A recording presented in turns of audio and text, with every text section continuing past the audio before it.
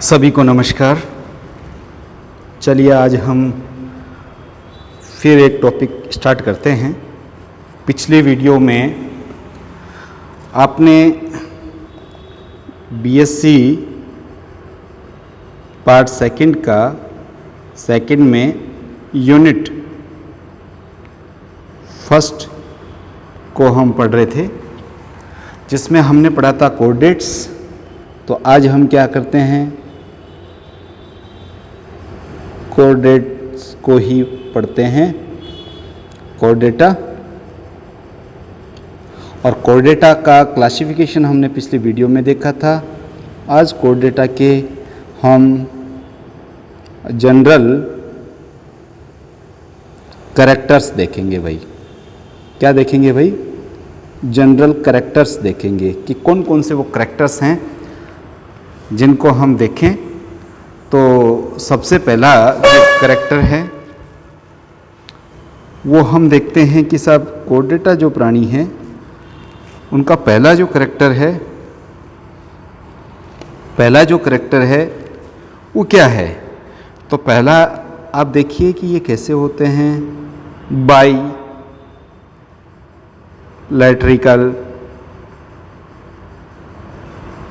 Bilaterally symmetry मिलती है इसमें। कैसे होते हैं भाई? Bilateral symmetry. या इसको हिंदी में हम क्या कहेंगे? हिंदी में कहेंगे द्विपार्श्व सममिति। अब ये जो सममिति है, द्विपार्श्व सममिति है, इस सममिति को आप सममिति कौन कौन सी होती है, रेडियल होती है या बायलैटरल होती है, ये आप फर्स्ट ईयर में पढ़ चुके हैं। तो पहला कैरेक्टर तो आपने देख लिया। क्या पहला कैरेक्टर आपने देख लिया? बायलैटरल सिमेट्रिकल होते हैं ये। दूसरा कैरेक्टर हम देखें तो दूसरे में हमें पता चलता है कि जितने भी कोऑर्डिनेट प्राणी हैं वो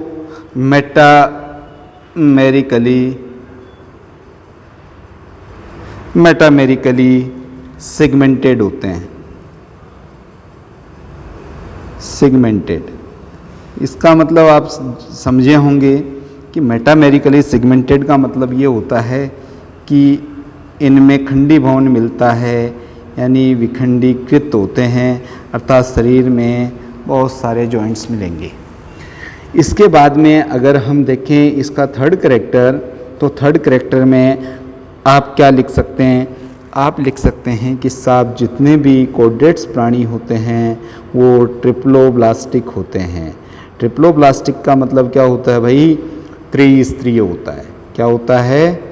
त्रिस्तरीय। अर्थात ये ऐसे प्राणी हैं जिनके शरीर में तीनों प्रकार की जर्मिनल लेयर मिलती है। और वो तीनों प्रकार की कौन कौन सी? एक्टो भी मिलेगी, मीजो भी मिलेगी और एंडो भी मिलेगी। तो तीन प्रकार की जो जर्मिनल लेयर्स हैं वो भी इसमें मिलती रहेंगी। इसके बाद में अगर हम इसको सिलोम के दृष्टिकोण से देखें कि सिलोम कैसी होती है, तो उसके आधार पर हम इसका फोर्थ कैरेक्टर देखते हैं तो हमें पता चलता है कि ये सब ट्रू सिलोमिक होते हैं। इनमें कैसे सिलोम मिलती है भाई? वास्तविक देह गुहा मिलती है। कैसी गुहा? वास्तविक देह गुहा। कौन सी गुहा मिलती है भाई? वास्तविक देह गुहा मिलती है। तो जो ये वास्तविक देह गुहा है, इसका मतलब आप ये समझिए कि जो इनके अंदर सिलोम मिलेगी वो दोनों तरफ से, जो सिलोम मिलेगी वो दोनों तरफ से, बाहर से भी और भीतर से भी, किसके द्वारा जो है इसमें रहती है। तो वो आप देखेंगे तो आपको मालूम होगा कि मीजोडर्म किससे होगी? मीजोडर्म से होगी। किससे होगी? मीजोडर्म से आवृत होगी। तो चार कैरेक्टर अब तक हमने देखे कि बायलैटरल सिमेट्री होती है, इसमें मेटामेरिकली सेगमेंटेड होते हैं, बायलैटरल हो गया, फिर मेटामेरिज्म हो गया, इसमें ट्रिप्लोब्लास्टिज्म हो गया, ट्रूसिलोम हो गई, जो कि साइजोसिलोमिक या एंटेरोसिलोमिक दोनों प्रकार की हो सकती हैं। अब हम देखते हैं इसका अगला करैक्टर, और अगला करैक्टर जो है वो क्या है। तो उसको देखने के लिए आप देखिए कि इसमें अधिकांश जो प्राणी होते हैं उनमें एक्सोस्केलेटन जो है मिलता है। एक्सोस्केलेटन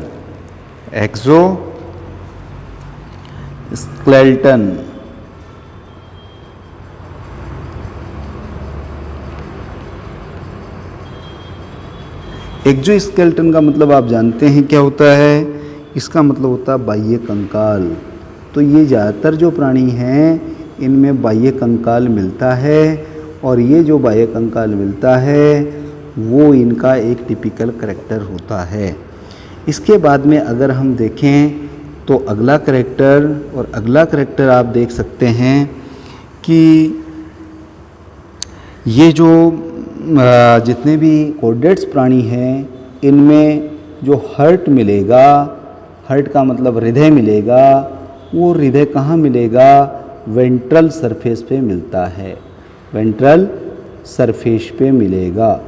वेंट्रल सरफेस का तात्पर्य यहाँ पर अधर सतह मैं कह सकता हूँ। हर्ट का मतलब हृदय होता है जो कि ब्लड को पंप करने का काम करता है। ये जो हर्ट है वो कवर होता है किसके द्वारा, पेरिकार्डियम के द्वारा। किसके द्वारा भाई, पेरिकार्डियम के द्वारा ये कवर होता है। तो हार्ट के बारे में हमने देखा। इसके बाद में हम देखते हैं क्या, इसके बाद में हम देखते हैं भाई अगला इसका करैक्टर, और अगला करैक्टर जो है वो है इसकी आरबीसी को लेकर के, यानी रेड ब्लड सेल्स को लेकर के। और रेड ब्लड सेल्स को अगर हम देखें तो इन सभी रेड ब्लड सेल्स में सारे कोर्डेट्स प्राणियों में क्या मिलता है, एचबी मिलता है। और एचबी का मतलब आप जानते हैं, एचबी का मतलब क्या होता है, एचबी का मतलब होता है हीमोग्लोबिन। तो हीमोग्लोबिन युक्त आरबीसी मिलती है। इसके अलावा अगला करैक्टर देखें तो जो एनस होती है, एनस के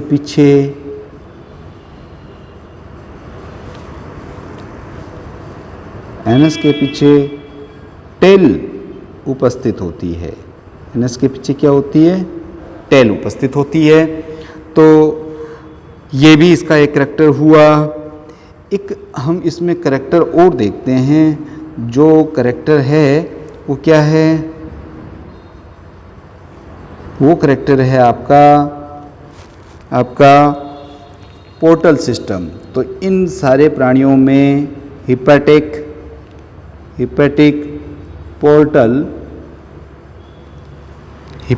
पोर्टल सिस्टम यानी यकृत निवाहिका तंत्र मिलता है। क्या मिलता है, यकृत निवाहिका तंत्र मिलता है। तो ये भी इसका एक करैक्टर हुआ। इसके बाद में अगर हम और देखें कि और कौन सा करैक्टर्स जो हैं वो इनमें मिलता है, तो हम अगला करैक्टर देखते हैं कि इनका जो नर्वस सिस्टम है, नर्वस सिस्टम का मतलब आप समझते हैं, तंत्रिका तंत्र की बात कर रहा हूँ मैं। और तंत्रिका तंत्र कैसा होता है, होलो होता है। होलो का मतलब क्या होता है, खोखला। कैसा होता है भाई, खोखला होता है। कैसा होता है, खोखला। तो खोखले प्रकार का क्या है कि नर्वस सिस्टम इसमें मिलता है। अगर हम ब्लड सर्कुलेशन की बात करें, ब्लड वेस्कुलर सिस्टम की बात करें, रुधिर परिसंचरण तंत्र की बात करें, तो ये विकसित होता है, वेल डेवलप्ड होगा, वेल होता है और साथ में क्लोज्ड होता है। अर्थात जो ब्लड है वो इस तरह से बहता है कि जैसे ट्यूब्स के अंदर हम ह्यूमन ब्लड को बहता हुआ देखते हैं।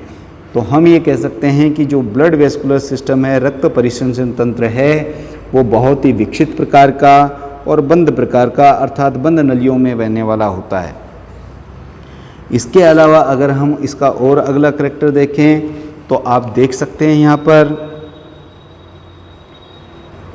अगला करेक्टर है, आप देखिए, अगला है, इसमें जो मेल और फीमेल होती है, मेल एंड फीमेल, जैसे कि आपने नॉन कोऑर्डिनेट्स में बहुत सारा पढ़ा था, मेल और फीमेल जो दो होती हैं वो एक सेपरेट होती है। ये नहीं है कि हर्मेफ्रोडाइट जैसी कंडीशंस या उभयलिंगी प्राणी वगैरह मिलते हैं तो मेल और फीमेल मोस्टली क्या होते हैं, पृथक पृथक होते हैं। कैसे होते हैं, पृथक होते हैं मेरे दोस्त। इसके अलावा अगर हम देखें तो अगर हम ब्लड वेस्कुलर सिस्टम की बात कर रहे थे तो ब्लड वेस्कुलर सिस्टम में आप ये देख पा रहे थे कि साहब जो ब्लड है वो क्लोज्ड सिस्टम वाला होता है। इसमें जो ब्लड फ्लो है, ब्लड फ्लो अर्थात ब्लड का बहाव जो है वो कैसे होगा, तो ये होगा, एक तो डोर्सल वेसल्स होती है, डोर्सल वेसल्स, इसमें तो कैसे होगा, इसको क्या बोलते हैं, पृष्ठवाहिनी बोलते हैं। इसको क्या बोलते हैं भाई, पृष्ठवाहिनी बोलते हैं।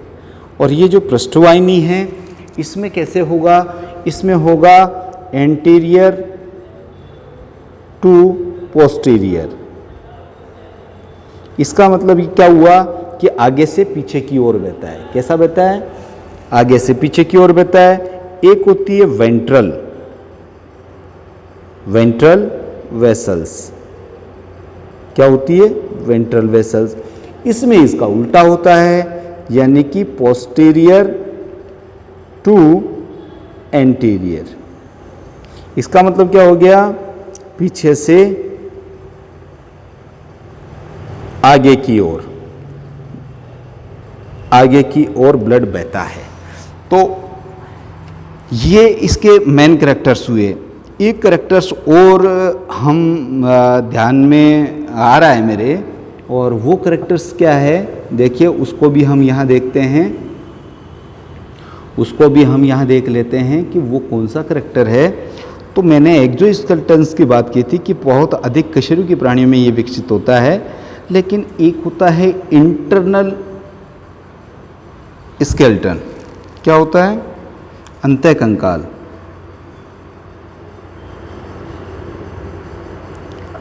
इंटरनल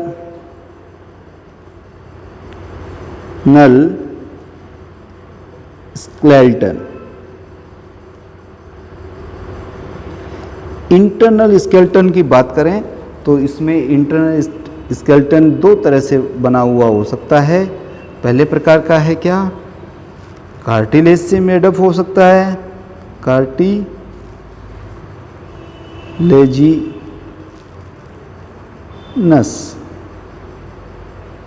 या तो ये हो सकता है, या फिर कौन सा हो सकता है, बोनी हो सकता है।